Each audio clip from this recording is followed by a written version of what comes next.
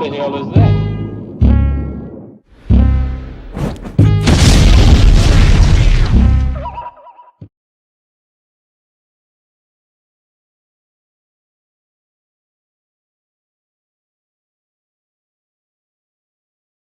Disturbs me more than the policy that you call a policy is the rationale for the policy. The rationale for the policy. You set out 4 principles that you adhere to, and then and I will go over them in a moment. Then you say on page 14, we must not become part of South Africa's problem. We must remain part of their solution. We must not aim to impose ourselves, our solutions, our favorites in South Africa. Damn it, we have favorites in South Africa. The favorites in South Africa are the people who are being repressed by that ugly white regime. We have favorites. Our loyalty is not to South Africa, it's to South Africans. And the South Africans are majority black, and they are being excoriated. It is not to some stupid puppet government over there. It is not to the Afrikaners regime. We have no loyalty to them. We have no loyalty to South Africa, to South Africans. And the fact of the matter is I listen to this rationale first of all. It is the leaders of South Africa and their people, black and white, who have the majority responsibility. They must rise to it. Well, they are rising to it. They're rising to it. The only thing left available to do with that repulsive, repugnant regime of Afrikaners there. And it's the only way they have. They've tried everything for the last 20 years. They begged, they borrowed, they crawled, and now they're taking up arms. The second thing, progress toward peace requires a timetable. Timetable, elimination of apartheid. What's our timetable? What are we saying to that repugnant regime? Are we saying you've got 20 days, 20 months, 20 years? We ask them to put up a timetable. What's our timetable? These people are being crushed. And we're sitting here with the same kind of rhetoric. The same thing we heard. We heard go slow. We heard we have to take care of the problem afterwards. We heard we can't impose. You are totally misconstruing the testimony that I gave.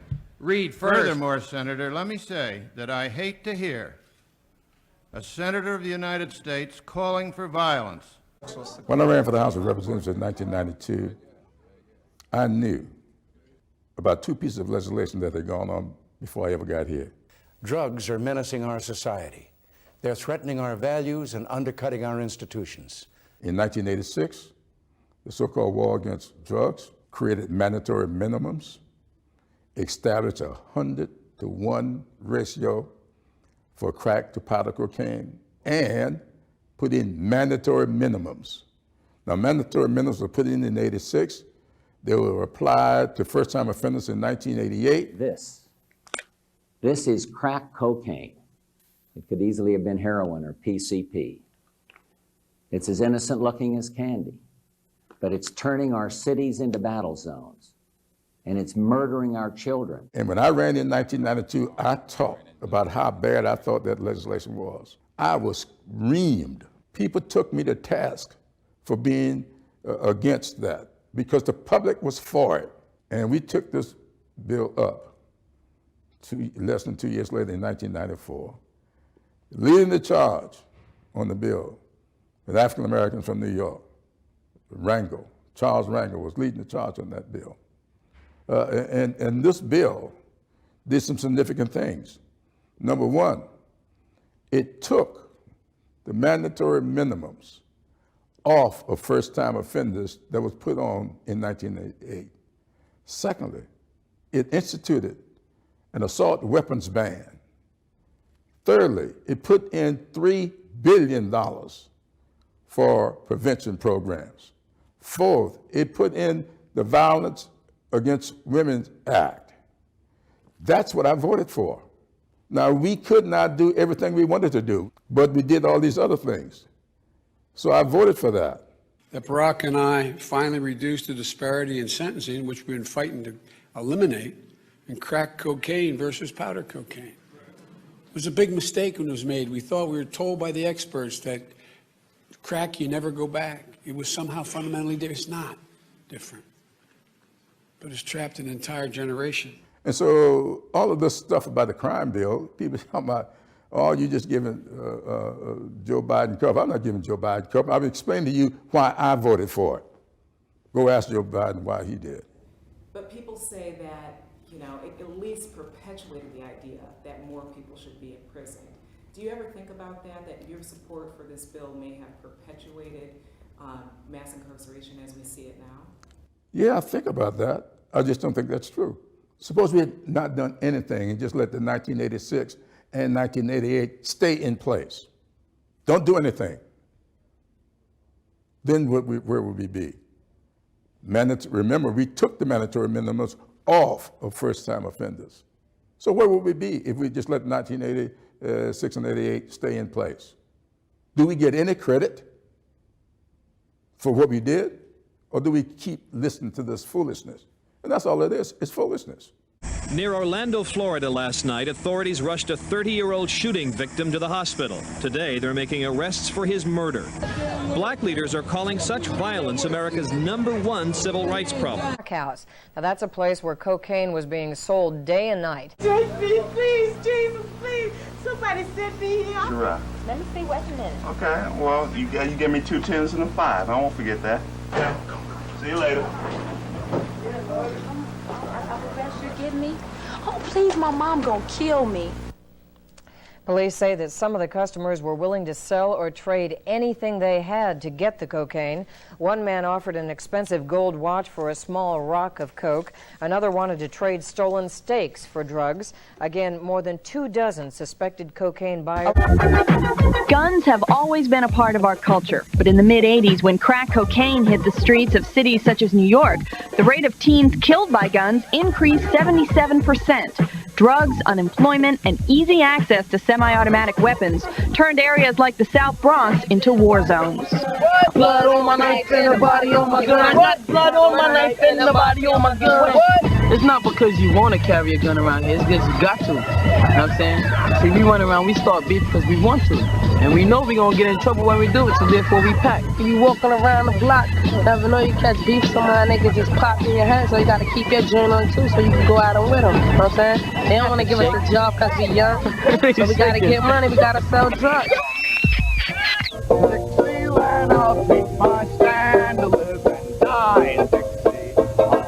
Smaller cities like New Orleans, Louisiana are dealing with the same deadly plague. For the battle-hardened kids growing up in the projects here, guns are a fact of life, a necessary tool for survival in a dangerous environment where being feared and respected can mean the difference between life and death. Well, we miss y'all, homie, because you're here today, We're on them all. Did going to 20 different funerals make you stop and think that maybe you shouldn't be carrying a gun? Maybe you shouldn't be hanging around with these types of people? No, it made me think that I should get a gun. To protect yourself? Protect myself, so I wouldn't be the next one laying up. Nobody letting know me. Rest in peace, you're here today, gone tomorrow. Do you feel like the 90s are an age of violence? Yeah. Why do you think that is? Because you can't fist fight no more. Shake it off or whatever. Dap it off. Nah, you fist fight, you beat somebody up, they gonna wanna go get a gun. It's either kill or be killed, nah. New Orleans' gun problem isn't limited to the ghettos. Middle-class kids in the suburbs of Jefferson Parish are also buying guns and joining gangs. Do you think there's peer pressure to have a gun if you're a teenager today? Peer pressure that you got if the next man got a gun and always getting threatened by a gun. And you can't sit there and fight the man because he got a gun, so it makes you want to go get a gun. Did you get a gun because you were threatened or because you wanted to be cool? Just kind of just like wanted to be like everybody else. What do you think the party that you go to tonight is going to be like? Are you going to carry your guns with you? Yeah, we got to. Just to go to a party on a Friday night? Gotta do it, man. Gotta do it. Can't leave them in the car because you won't have time to run to your car. Not these days.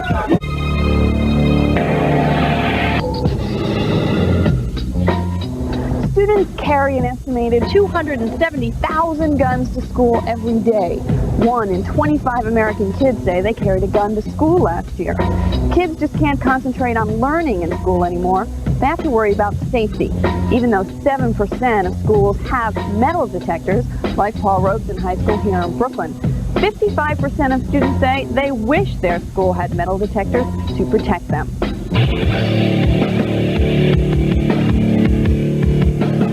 After After a 15-year-old student killed two schoolmates in New York's Thomas Jefferson High in February of 1992, 41 schools, including Robeson High, began using metal detectors every day.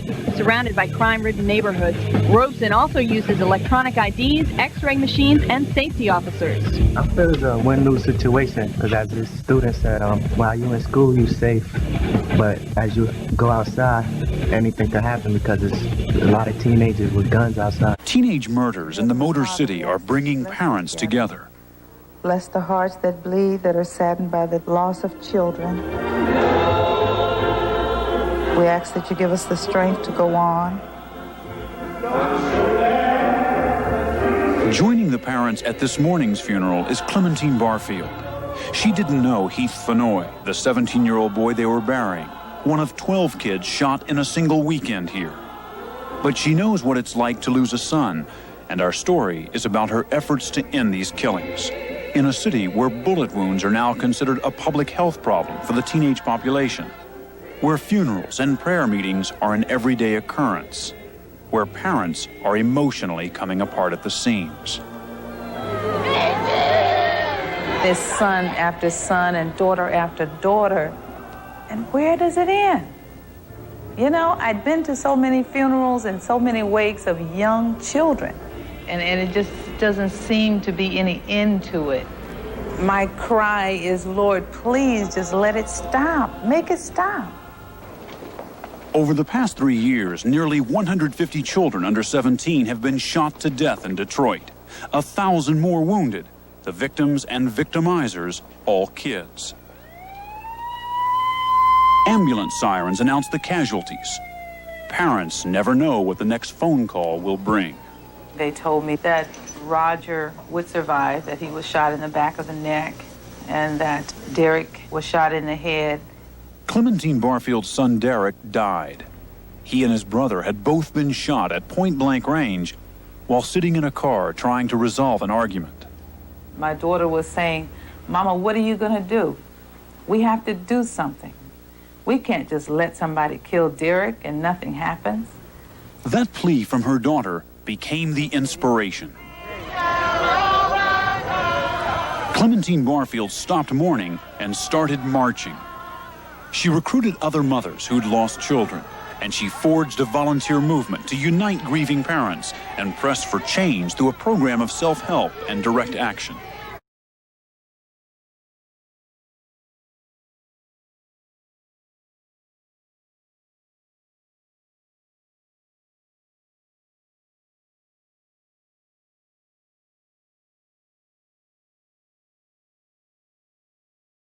Religious and political leaders agreed today to spend more time teaching respect for life and the dignity of others. Is that going to stop the crime problem next year? The answer is no.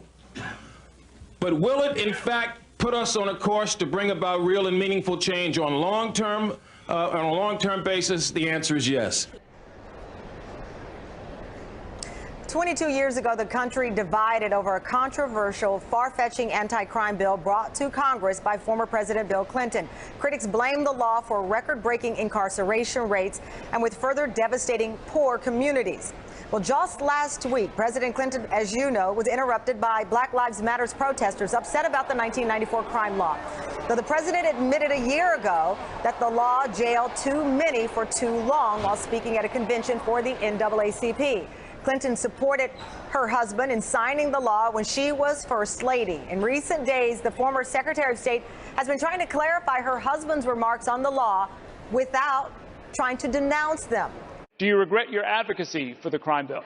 Well, look, I supported the crime bill. My husband has apologized. He was the president who actually signed it. I'm sorry for the consequences that were unintended and that have had a very unfortunate impact on people's lives.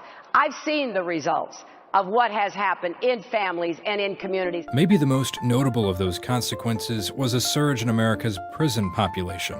The trend might have started with Reagan, but the number of Americans in prison almost doubled during Bill Clinton's time in office. That was largely due to the 1994 crime bill, which built more prisons and meant harsher sentencing. and which Hillary Clinton strongly supported. This bill would have put more police on the street, would have locked up violent offenders so they never could get out again. Bernie Sanders supported that bill too and voted for it. Now, Bernie Sanders, along with 187 Democrats, voted for the bill in 1994, and he is now criticizing President Clinton, saying that he needed to apologize to the American people. Joining me now is Congressman Bobby Rush, who voted in favor of the crime bill in 1994. He has endorsed Hillary Clinton. Congressman, thank you so much for joining us. Cameron, it's my pleasure. It always is great to talk to you. Let's put some perspective on what was happening. You were there 22 years ago. Do you believe the way the crime bill is being described now versus what was happening on the ground in some of that video, is it matching here? Cameron, let me start out with this. I am ashamed of my vote. I sincerely apologize to my God, apologize to my community, to my family. That was the worst vote, as I look back over the years, that I've taken since I've been in the Congress. So, all these things would make a difference. Why did you put more people in prison? You mean the crime bill?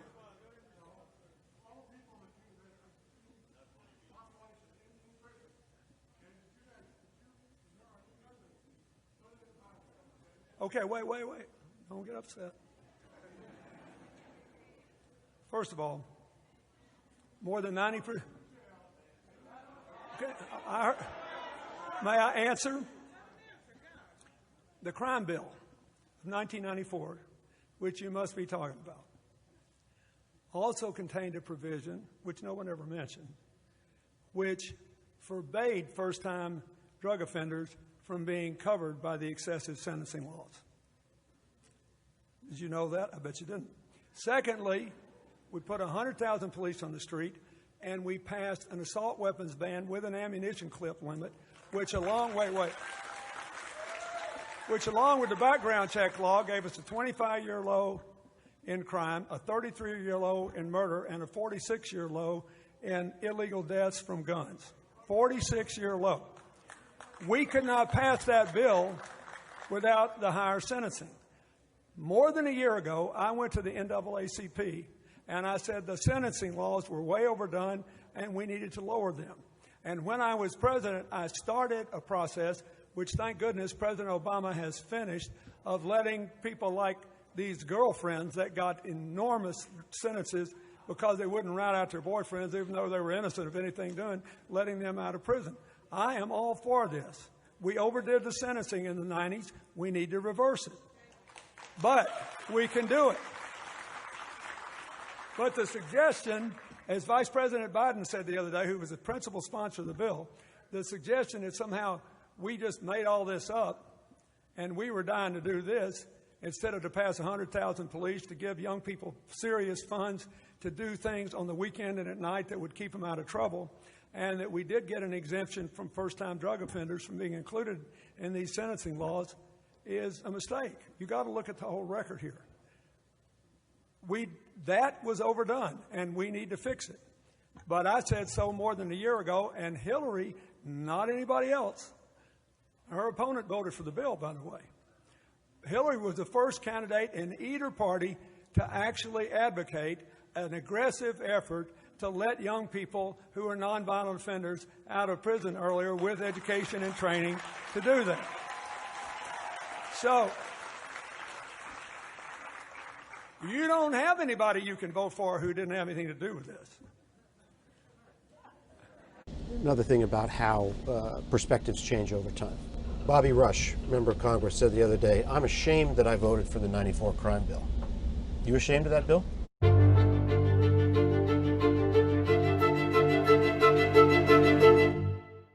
Well, Well, first of all, things have changed drastically. That crime bill went and voted. The Black Caucus voted for it. Every black mayor supported it across the board. And it didn't. The crime bill itself did not have mandatory sentences except for two things. It had 3 strikes and you're out, which I voted against in the crime bill, but it had a lot of other things in it that turned out to be both bad and good. I wrote the Violence Against Women Act. That was part of it. The assault weapons ban and other things that were good. What I was against was giving states more money for prison systems that they could build, state prison systems.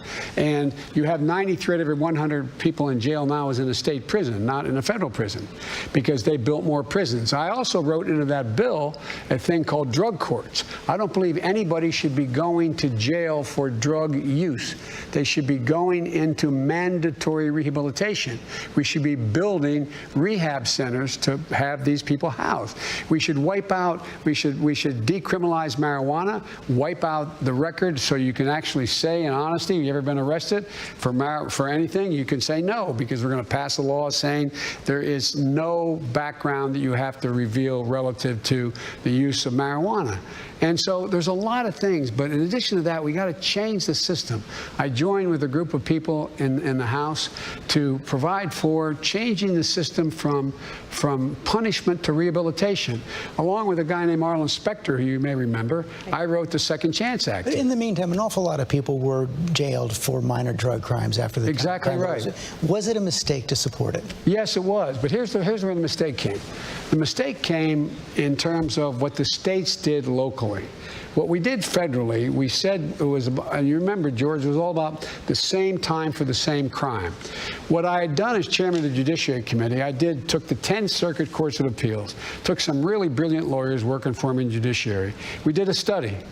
And we determined what happens if, for the first, second, third offense, for any crime in the criminal justice system, at the federal level, if you're a black man, it's the first time you committed robbery. How long would you go to jail on average? If you're a white man, how long? Black man would go to jail on average 13 years. White man, 2 years. I go down the list of every single crime. So we set up a sentencing commission. We didn't set the time. Every single solitary maximum was reduced in there. But what happened was it became the same time for the same crime. So it said you have to serve between 1 and 3 years. It ended up becoming much lower. Black folks went to jail a lot less than they would have before, but it was a mistake. We talk about this mostly in terms of Black Lives Matter. Black lives really do matter. But the problem is institutional racism in America. That's the overarching problem that still exists.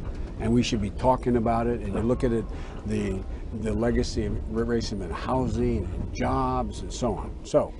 But having said that, if you take a look at the crime bill, of the money in the crime bill, the vast majority went to reducing sentences, diverting people from going to jail for drug offenses into what I came up with, the drug courts, providing for boot camps instead of sending people to prison so you didn't relearn whatever the bad thing that got you there in the first place. Put 100,000 cops in the street. When community policing was working, neighborhoods were not only safer, but they were more harmonious. And the reason why the cops originally opposed my 100,000 cops for this community policing piece is because it's high intensive and it means they got to get out of their cars. So they literally got out of their cars and learned who owned the local drugstore, the local neighborhood bar, whatever. And they were engaged in the neighborhood, which built confidence so that the woman, the African-American woman living in a corner alone where the drug deal's going down in front of her house knows she literally used to have your phone number as a cop. She'd call you and say, John, they're out in front of my house, but you're not giving me away, right, John? No. And it didn't. So we had enormous success. Now what's happened is we've cut the funding 85%. We've gone out there and we're going through Baltimore now. Look at the areas we're going through here. I'll lay you 8 to 5. The Baltimore Police Department is considerably smaller than it was in 1985. There are things I would change. I opposed, for example, the carjacking provision that the administration wanted in. But by and large, what it really did, it restored American cities. Ladies and gentlemen, the President of the United States and Vice President of the United States. So George H.W. Bush was weak. Dan Quayle was dumb. Al Gore was wooden. Dick Cheney was Darth Vader. Do you feel sympathy for those guys having done this for 7 years? And are you comfortable with goofy Uncle Joe? No, I'm not comfortable with goofy Uncle Joe, but one of the things that's important to know, and one of the reasons why when I first got asked about this job I said no, is there is no inherent power in being vice president. And so when the president asked me to consider this again, and I said yes, he said, "What do you want?" I said, "I want to be the last guy in the room." Every assignment he's given me, I've not had to check back.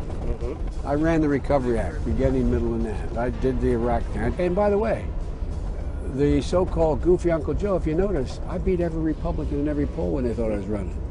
If you notice that my favorability is higher than anybody else's running for office in either party.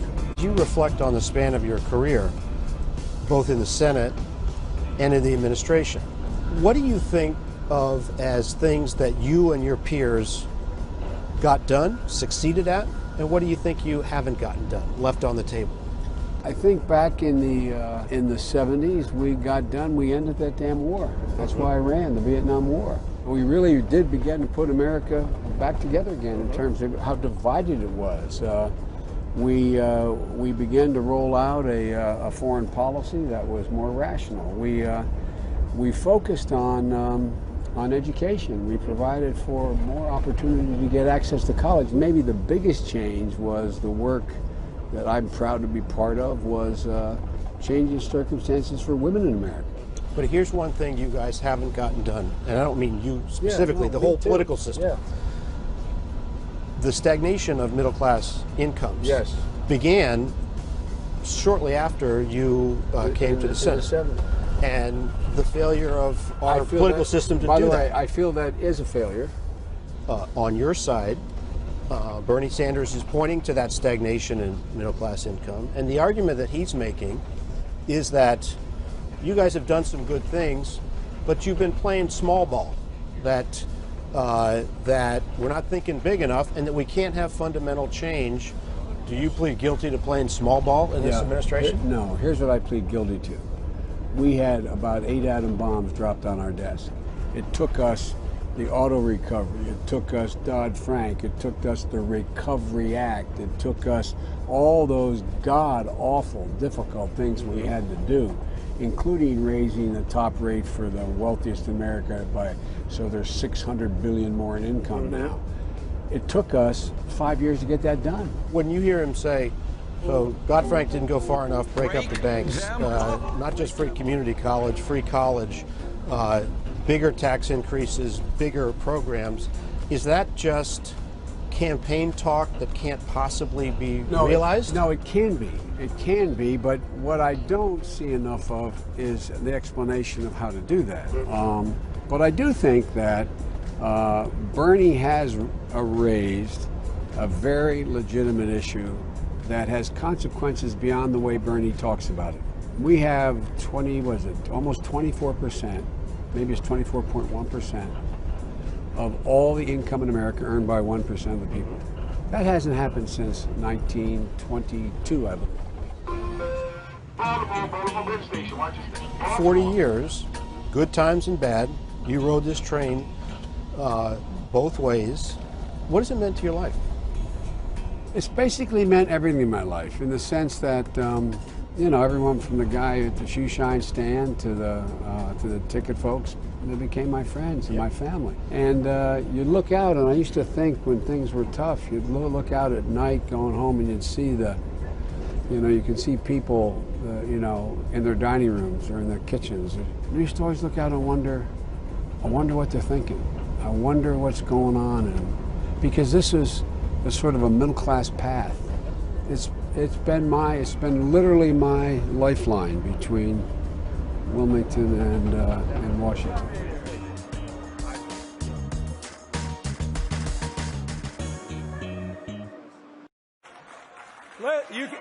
Listen, you can write your own name in, but So the question is, what are we going to do? Now, I still think, whether we like it or not, you got to elect a president who can get something done with Republicans. Whether you like it or not, you do. Because they have the Congress, and because they have most of the legislatures, and they have redrawn most of these congressional district lines.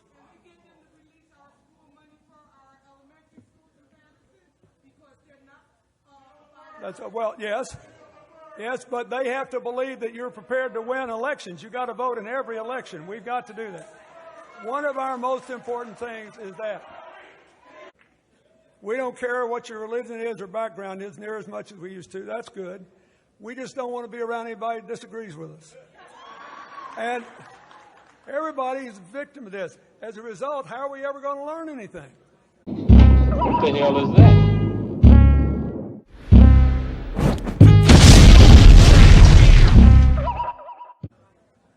So, look, he went off mad because I told him the truth. That's not good for any of us. Nobody's right all the time.